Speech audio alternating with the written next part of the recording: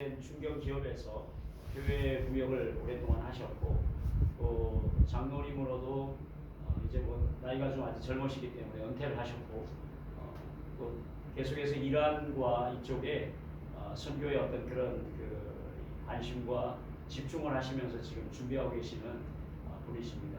이름을 반대로 하면 수영장이십니다.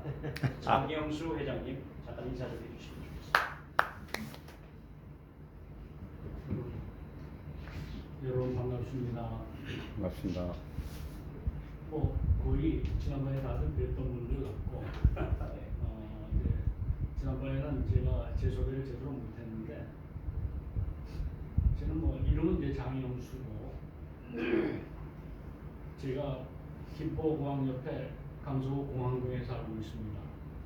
그런데 공항동 안에 그 유명한 컴퓨터 수리점이 하나 있어요. 조그만 수리점인데 제가 이제 노트북이나 데스크탑을 쓰다가 고장나면 그 친구한테 찾아갑니다.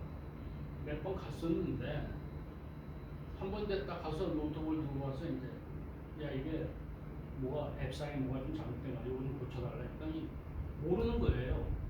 그래서 이름하고 전화번호 저거 두고 가세요. 제가 고쳐가지고 연락드리겠습니다. 그래요. 그래서 이름을 장영수하고 제 전화번호 적고 줄하면 수영장이니까 쉽게 기억해요.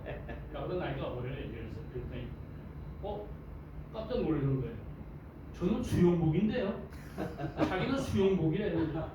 아니 뭐야? 고경수. 저는 이름이 고경수입니다. 수영복입니다. 그래서 제가 됐든 제 친구 하나 복진범이라고 있어요. 혹시 그럼 복진범이 알아? 지 작은 아버지인데요? 너무 놀라워서 아니 그럼 당신 여기서 좀 몇 년 동안 일했어요? 했더니 벌써 지금 15년 됐습니다. 그러면 나보다 훨씬 더 오래 살았냐면서 이제 얘기를 하다 보니까 자기는 수영복이고 나는 수영장이고 서로 하면 일하면 좋은 일이 되지 않겠습니까? 이런 거예요. 그래서 좋은 일 하면 구상해보자 이런 얘기가 있었는데 살다 보면은요 별별 일이 다 생기더라고요. 제가 직장 생활을 한진에서 했습니다. 한진그룹에서 공개시험을 잘 들어가서 인사 쪽에서만 공개시험에서 아무튼 우연히 탑을 하다 보니까 인사부에 딱 한 명 배치가 된 거예요. 근데 그 인사부는 지금이야 이제 그렇지 않지만 인사부장이라는 사람이 아주 독특한 사람이 돼가지고 서울고등학교 경기고등학교 출신하고 서울 상대 출신들만 뽑아가지고 갔다 오는데 그리고 아주 서울고등학교 출신하고 경기고등학교 출신하고 서울대 출신만 우대하는 거죠. 물론 그 당시 한지는 서울대, 고대, 연대, 외대 그리고 한진그룹 관계된 인하대 5개 출신들만 우대했습니다. 나머지는 벌써 호봉에서 도봉을 낮게 쳤죠. 그 정도로 차별을 했었는데 지금은 이제 그렇지 않은데 그렇게 할 수도 없고 그러다 보니까 저는 이제 인사과에서 맨 꼬리로 앉아가지고서 눈치 보면서 살게 됐어요. 이제 그러면서 이제 많은 사람들을 쭉 접하게 됐는데 인사 쪽에서 많은 사람들을 접하다 보니까 어떤 이제 문제가 생겼냐면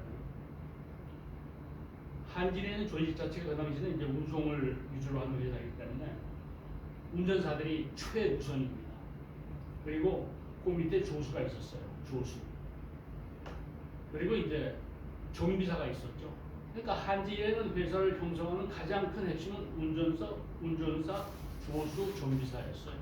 그리고 위아래 3거리에 있는 한진 정비공장이 있었죠. 지금도 거기는 정비공장 인구가 있고 한데 그런 상황이기 때문에 정비사들, 운전사들, 조수는 아니고 이름을 그 당시에 제가 기억하기 약 1250명이었었는데 그 1250명 이름과 입사 연월일 대충 이걸 전부 다 기억했었어요. 왜냐하면 그 사람들을 매년 호봉을 올리고 또는 다른 지점으로 배치하고 이런 것들이 이제 운전사들이나 정비사는 한 곳에 있지만 운전사들은 거의 지방을 다 다니거든요. 근데 한진이 있는 곳이 미 8군 부대가 있는 데가 다 한진이 다 있습니다. 지점. 그런데 이제 그런 사람 이름을 다 외는 거 저 개인적으로 필요하다 생각해서 1250명까지 다 외웠어요. 그러니까 이름이 나오면은 이 사람은 출신지가 어디 입사일이 언제쯤, 그 다음에 급여가 얼마. 이게 대충 다 기억하면 돼요. 그러다 보니까 뭐를 보게 되냐 그러면 사람의 출신지, 고향과 그 사람의 대충 학력, 사실 운전사, 정비사 이런 사람은 학력은 사실 별로 고려치 않았는데 학력까지도 보게 되고 입사 연령을까지 보게 되는 거예요. 물론 그러다 보면 이제 일반 관리직에 대해서도 보게 되죠. 그런 과정을 제가 2, 3년 거치면서 제 나름대로 개인적인 신조가 생겼습니다. 처음 만난 사람한테 절대 고향을 묻지 않는다. 나이를 묻지 않는다. 학교를 묻지 않는다. 저는 사실 서울대 출신이 아니다 보니까 많은 차별을 받았어요. 그런데 그거를 저는 이제 실력으로 전부 다 극복해 나가는데 제가 한진에서 28살에 저는 이제 군대를 안 갔다 왔어요. 법적으로 저는 군대 해당이 안 되기 때문에 안 갔다 오다 보니까 남도로 2차 생활을 시작했죠. 한진에서 다 지금 죽었지만 조종훈 씨 밑에 아들 조남호 큰아들 조양호 죽었죠. 둘째 아들 조남호, 셋째도 죽었고 넷째가 있습니다. 지금 2명만 살아있어요. 내 아들보다도 제가 먼저 과장이 됐어요. 물론 이제 그 아들들이 나중에 특별한 케이스가 들어왔지만, 그러니까 한진그룹에서 나이 28에 공개체로 들어와가지고 과장, 제일 먼저 과장 사람은 저였어요. 물론 제가 특혜를 받았죠. 해외에서 오랫동안 근무를 하다 보니까. 이란에서 제가 3년을 근무하기로 했었어요. 이란이 갑자기 이란에 생겨가지고 이제 인원 한 280명을 끌고 이란에 가서 한 3년 일하는 바람에 거기서 조금 이제 군소 혜택을 좀 받았죠. 그러다 보니까 이제 일찍 인사과정을 했었는데, 인사 쪽을 하다 보면서 항상 우리가 이제 부딪히는 것이, 그 제가 이제 믿음을 가진 형제 자매들한테 얘기를 합니다. 우리는 세계를 향해서 살고 하나님의 나라를 위해서 사는 사람들인데, 우리 안에서 고향을 따지고 나이를 따지고 학력을 따지고 집안을 따지고 이런 배경 이런 거 전혀 의미가 없다. 그리고 그런 걸 가지고 사람을 판단하지 말아라. 사람은 하나님의 말씀 위주로 봐서 그 사람의 인품, 나타난 것 그대로는 가지고 판단해야지. 이런 그 배경을 가지고 따지지 말자. 이런 것이 제 나름대로 하나의 그 습관화가 됐었습니다. 그러면서 이제 무역을 하다 보니까 얘기가 계속해서 2분 안에 다시 1분 안, 2분 안에 2분. 네. 제가 사실 할 얘기는 많은데 잠깐 돈에 대해서 얘기하겠습니다. 제가 이제 이라크 전쟁 때 이라크를 갑자기 가야 될 일이 있었어요. 현대건설에서 갑자기 얘기한 게 있어요. 가야 될 일이 이라크를 가는데, 그때는 비행기로 갈 수가 없었어요. 바그다드를. 그래서 요르단 수도 암만에서 택시를 타고서 육로로 갑니다. 이라크 국경까지. 벤츠 택시가 9시간 걸렸어요. 그래서 이라크 국경에서 비자를 받고 다시 국경에서 바그다드 바벨론 호텔까지 가는데 3시간 걸렸어요. 바벨론 호텔이 이라크에서 가장 좋은 호텔입니다. 포트를 통해서 예약을 해놓고 갔기 때문에. 그래서 이제 12시간 걸려서 도착을 했는데, 호텔 카운터에서 아가씨가 예약을 했기 때문에 장영수라고 딱 얘기하니까 아가씨가 여자인데, 그러더니 혹시 예수 믿으십니까? 이라크에 나를 처음 나가서 전쟁터고 호텔 했던데 아가씨가 물은 건 난 너무나 당황한 거예요. 그렇다고. 아가씨는 어떻게 되나요? 저도 크리스찬. 오늘 처음 만났지만 제가 30% 디스카운트 해드리고, 호텔이 30% 디스카운트. 네. 그러면서 한 소가 이번 주일 혹시 시간 되시면 요 옆에 있는 여기 교회가 있으니까 예배가 오죠. 지금 이라크는 예배가 자유롭습니다. 물론 교회가 아르메니안 계열의 교회예요. 약간 개신교와 천주교 중간이고, 저는 너무 놀라요. 그래서 이제 이라크를 갔다가 또 쫓겨나오고 또 들어갔다 또 쫓겨나오고, 들어갈 때는 반드시 요르단 대성에 가가지고 각설수로 갑니다. 그 당시 영사가 강철이라는 영사였는데, 들어가지 마시는데 왜 또 들어갑니까? 국가지식이 아닙니다. 이러면서 난 좋다. 그래서 각설수 이제 육로로 또 들어가는 거예요. 그런데 쫓겨나와서 한번 두바이를 한번 갔었어요. 두바이 갔더니 두바이에 이제 후배가 삼성 그저 법인을 하고 있는데 이 친구한테 찾아갔더니 아니 선배님 뭐하러 거기 가서 갑니까? 제가 좋은 사람 하나 소개시켜 이 사람과 같이 일하세요 하면서 내일 아침에 호텔로 갈 테니까 9시까지 기다리세요. 그 호텔에 기다리는데 그 다음날 아침 9시에 왔어요. 이 친구. 오세요. 갔더니 가방에 딱 앉혀놓고 조금만 기다리세요. 제가 좋은 사람 데리고 옵니다. 영국 사람이 하나 왔어요. 제가 수요일은 영국 친구니까 대화하세요. 저는 갑니다. 학수하고 대화를 하다 보니까 이 친구도 똑같이 얘기합니다. 아니 당신 이라크 가서 돈을 얼마나 번다고 해서 그 생명이 위태로운 데를 가냐 이거예요. 사실 그건 내 일이 아니라 그런 내일 편하게 간다.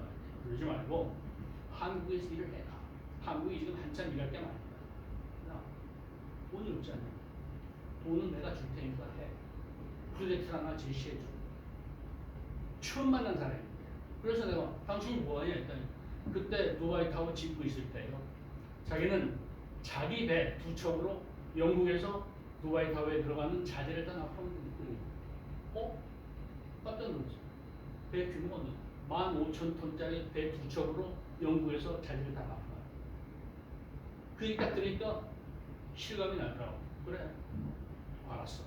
고맙다. 인사하고 이제 한국에 들어와서 메일을 보냈어요. 고맙다. 처음 만나면서 그런 놀라운 제안을 해주려고 고맙고 나를 정말 고맙다.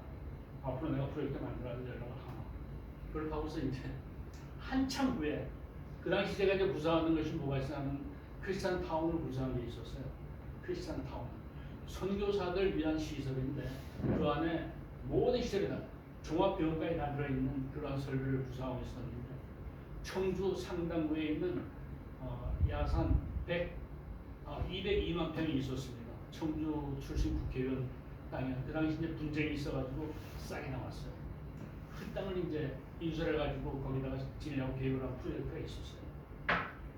그래서 이제 교정연구 프로젝트를 한때 소개하면서 영국에다 메일을 보냈죠. 야 이게 약 한 4천억 갖고 우리나라 돈 한 4천억까지 들어가는 프로젝트다. 내가 이걸 기도하면서 준비하고 있는데 참고해라. 동의되는 얘기는 하나도 없고 참고만 해라 보냈어요. 연락이 없어. 그 다음에 메일 또 보냈는데 또 연락이 없어요. 이 친구가 연락이 바쁜 모양이에요. 잊어먹고 있었어요. 제가 광화문을지에 사삼을 썼는데 광화문지 사삼에 이제 가서 사삼을 이루는데 사삼에 등기가 오면 구청에서 연락을 해줍니다. 등기 왔으니까 가져가세요. 그러니까 연락이 없으니까 사삼 안에 이제 열었는데 그 안에 항공 우편이 있어요. 항공 우편에서 이게 뭐야 무슨 쫙 찢었는데 보니까 그 안에 수표가 있는 거예요. 얼마가 되어 있었을까요? 이 친구가 영국 마크레이즈 자기 거래는 마크레이즈 은행에서 그 당시 마크레이즈 은행이 세계 4위 은행입니다.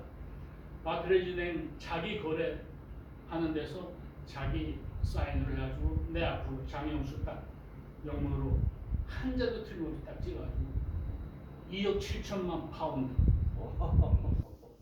지금도 한 4,600 정도 되죠. 그 수표를 보내줬어요. 너무 놀라서 이거는 장난이다.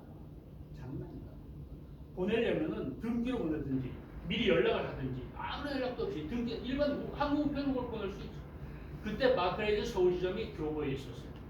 광화문 우체국 바로 건너편에 와가지고서 수표를 들고서 마크레이즈 제시할까 말까 하다 이건 아니다. 영국 대사관의 친구한테 전화를 했어요. 상무관실에 전화를 해가지고 야 이 정도면 이게 가능한지 한번 우리가 설명해보자. 영국에 있는 친구 소개받아서 그렇게 했었는데 이 친구가 갑자기 돈을 내보냈는데 이 친구가 대뜸 절대 여기서 은행을 통해서 추심하려고 하지 말아라.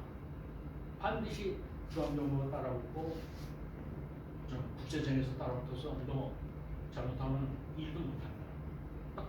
그러면서 방법은 영국에 직접 가서 그 친구를 만나서 부채하고 같이 해결하거나 영국 변호사를 통해 가지고 추심을 해라.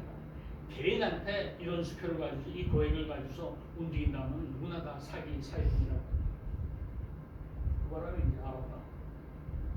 하면서 이제 수표를 하나의 그냥 그 당시 이제 어떤 생각을 했으나 하나님께서는 하나님의 뜻에 맞는 프로젝트를 진행할 경우에 하나님께서 돈은 어떤 방법을 통해서든 주신다. 한 그런 이제 생각만 딱 하고 수표를 딱 집어넣었어요. 물론 지금까지도 수표가 있고 한 번 연구를 가져갔었어요. 그 얘기는 나중에 하기로 하고요.